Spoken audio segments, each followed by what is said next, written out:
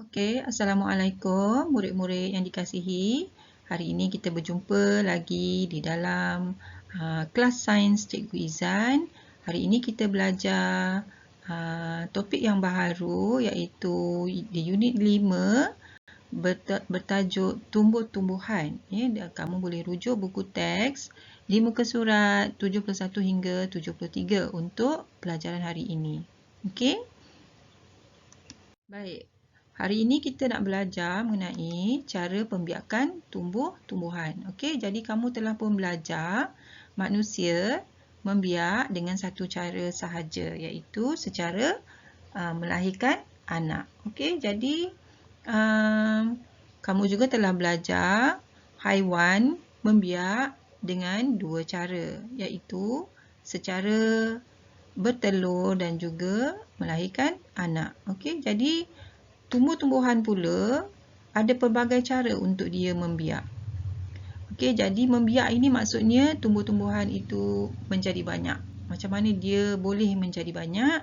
Ada beberapa cara yang kamu akan belajar pada hari ini, iaitu yang pertama ialah melalui biji benihnya. Okey, yang kedua melalui anak pokok. Okey, yang ketiga secara batang bawah tanah. Okey, yang keempat melalui sporanya. Yang kelima dengan keratan batang. Yang keenam melalui daunnya. Okey, ini adalah ada 6 cara yang kamu akan belajar. Cara-cara pembiakan haiwan. Okey, jadi kita akan pergi satu-satu untuk memberikan kamu lebih kefahaman. Okey, baik, mula-mula kita belajar mengenai pembiakan melalui biji benih. Okey, jadi kamu dah biasa kan makan macam-macam jenis buah-buahan. Okey, contohnya seperti buah betik, okey, buah rambutan, buah ciku, buah mangga, buah durian. Okey, jadi di dalam buah itu terdapat biji benih. Okey, dalam buah itu ada biji dia. Okey, jadi biji ini kita boleh keringkan dia, jemurkan dia di tengah panas. Kemudian bila dia telah kering, kamu boleh menanam biji benih tersebut untuk mendapatkan biji ataupun pokok yang baharu. Okey, untuk dapatkan pokok yang baharu. Okey, jadi apa jadi kepada biji benih tu? Bila kita tanamkan dia di dalam tanah dan kita berikan dia keperluan dia, iaitu air dan matahari, okey, dia akan bercambah di dalam tanah, seterusnya menjadi tumbuhan yang baru. Okey, tengok contoh yang cikgu dah tunjukkan gambar-gambar di sini. Okey, kamu tengok di dalam tanah dia akan bercambah dan menghasilkan pokok yang baru. Okey, jadi ada banyak tumbuhan yang membiak melalui biji benih. Ini cara pembiakan yang pertama.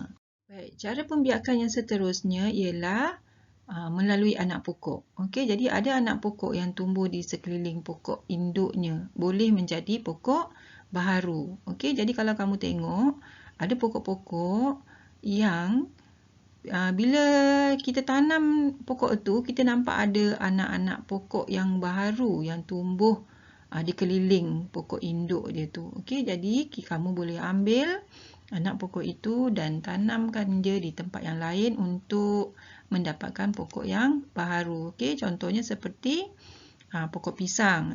Kamu tengok pokok pisang ni. Okey, keliling dia ni ada anak pokok.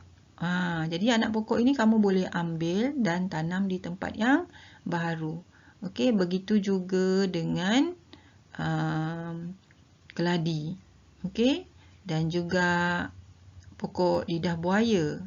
Okey, dan juga pokok tanaman hiasan yang banyak ibu kamu tanam. Okey, kamu boleh tengok dia ada tumbuh anak-anak pokok yang baharu di keliling pokok induk dia tu, dan kita boleh ambil dia beserta dengan akar dia dan tanamkan di tempat yang lain. Okey? Baik, ada lagi satu pokok yang tumbuh melalui anak pokok, okey, iaitu pokok buluh. Okey, jadi kalau kamu tengok pokok buluh ni, kita boleh tengok di berdekatan dengan pokok induk dia ada tumbuh sulur. Yang ini sulur ini adalah anak pokok lah sebenarnya. Kalau perkataan yang tepat bagi dia ialah sulur buluh ini. Okey, jadi kita boleh ambil sulur ini dan kemudian tanamkan dia di tempat yang lain untuk mendapat pokok yang baharu. Okey, jadi pokok buluh ini awak tengok batang dia macam batang tebu kan.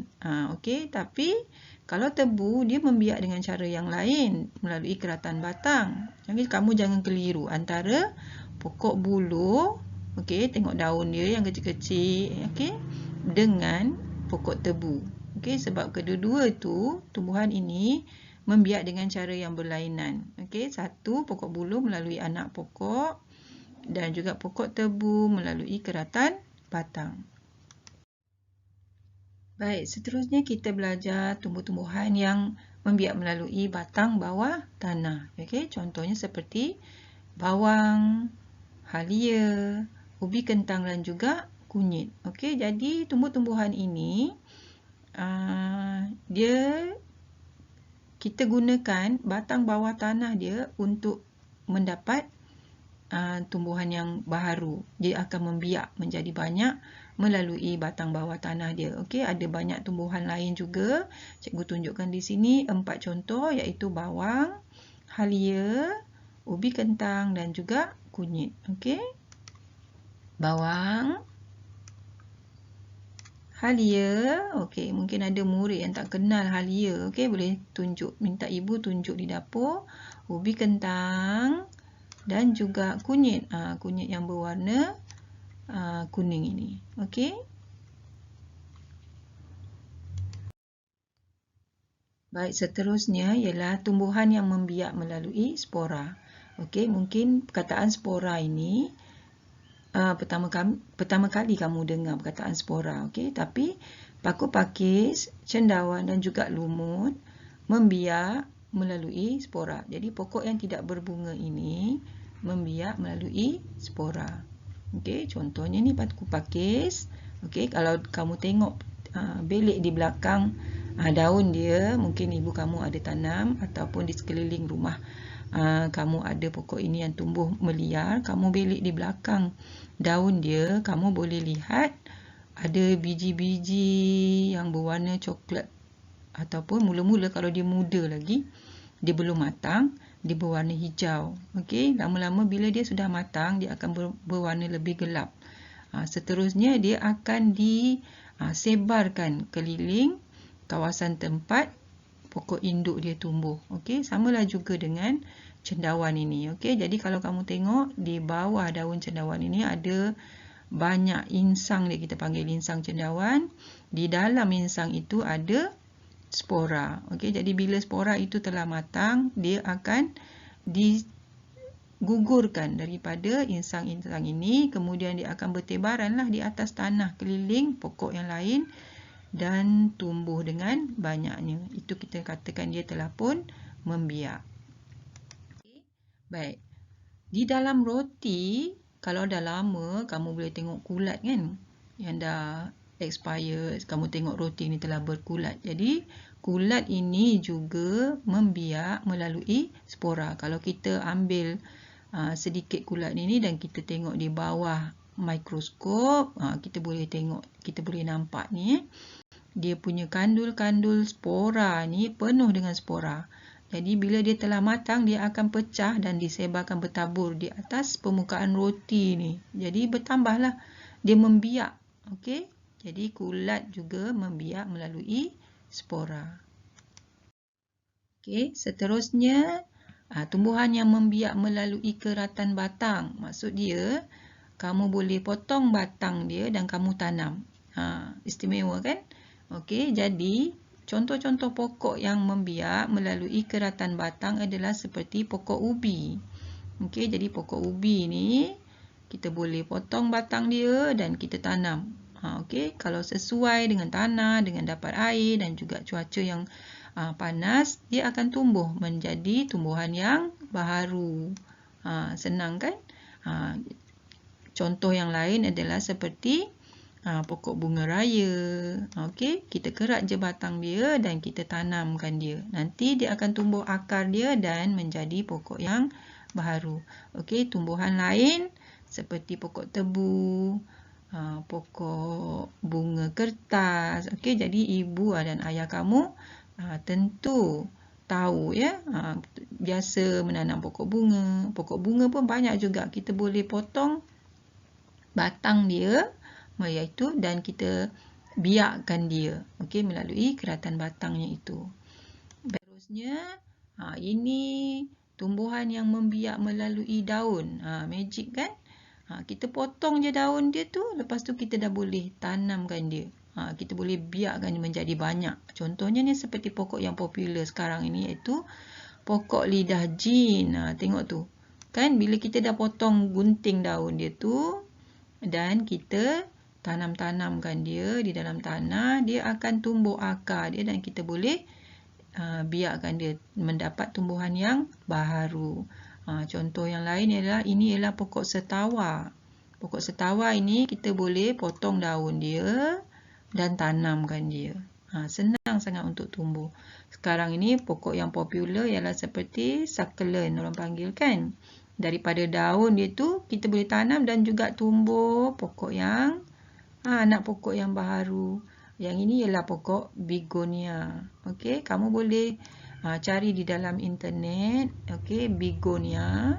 Begonia ni kamu tengok macam mana pokok itu ada tumbuh daun di atas daun dia.